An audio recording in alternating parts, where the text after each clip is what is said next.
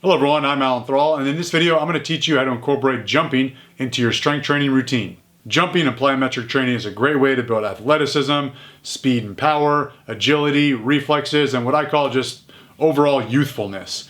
I can certainly say that with each decade of our lives we do less running, jumping, and sprinting because we stopped playing sports, and frankly we just stopped going outside to play because ain't nobody got time for that. We got work, we got bills to pay, honey-do lists, timelines, and we're not getting enough sleep, overstressed, just tired, and just done.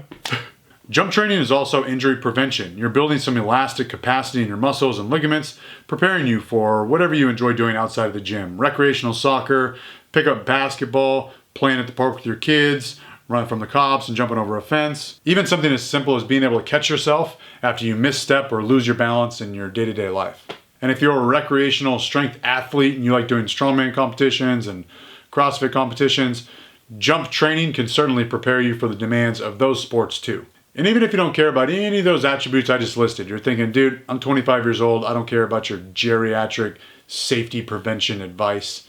I still think that jump training and plyometrics can help improve your strength performance. Muscular stretch reflex does deteriorate with age, and it can be detrained to some degree. If you don't use it, you lose it.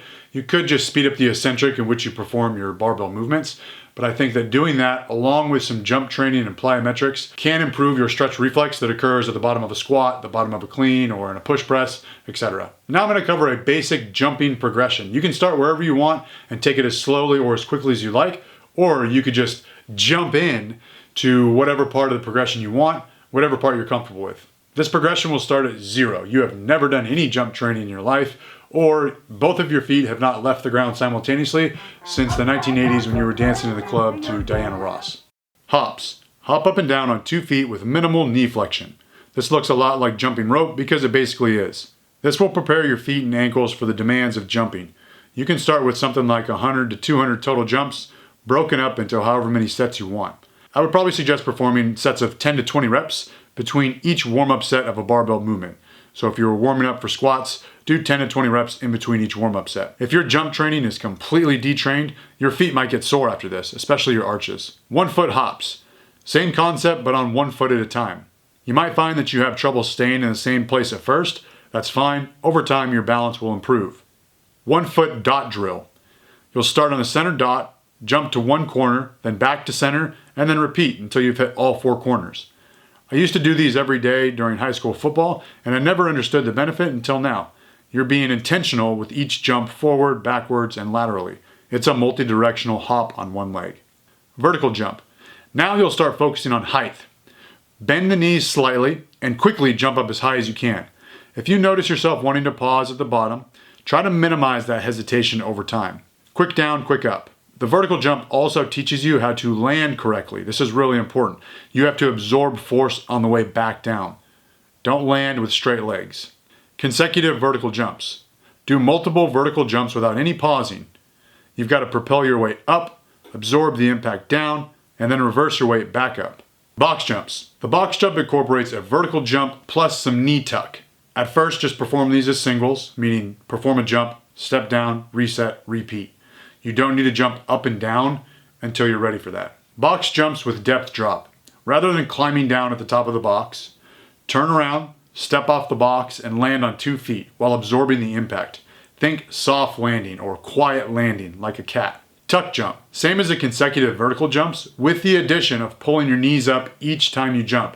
These are deceptively difficult. Tuck jumps demand rapid extension, flexion, extension, flexion with each jump. Hurdle jump. This is the same as a tuck jump, but now you have to jump horizontally, not just vertically. Always jump over something that will not injure you if you happen to fail. I like putting a PVC pipe on top of foam rollers. You can also put a PVC pipe in a squat rack and jump away from the J-cups. Broad jump. Now you're jumping forward for distance. In my opinion, the broad jump involves a bit more impact than a vertical jump or any jump for height because you're propelling your 210 pounds of body weight up and forward, so your feet and knees have to stop that forward momentum when you land. At first, take them one jump at a time. Consecutive broad jump. Exactly what it sounds like. Multiple broad jumps without any pause between jumps. Try to be quick with transitions and minimize time spent on the ground. You've arrived at my final stage. Jumping on 2 legs is too easy, so now you have to start jumping on 1 leg at a time. Single leg jumps, either for height or distance. You're either going to look like an elite athlete or a total bozo while doing these. Single leg tuck jumps, single leg box jumps, single leg hurdle jumps, single leg bounding, the list goes on. Once you're comfortable with these jumping variations, you can mix and match however you want. Combine jumps for height and distance, jump over various obstacles, jump laterally, jump with a turn, jump from various starting positions, jump with resistance, just have fun with it. Sets and reps.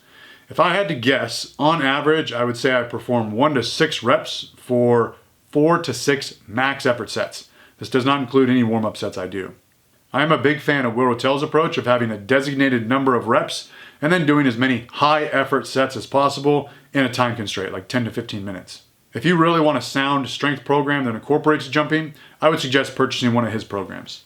That's it. Thanks for watching, and always remember, train out in time!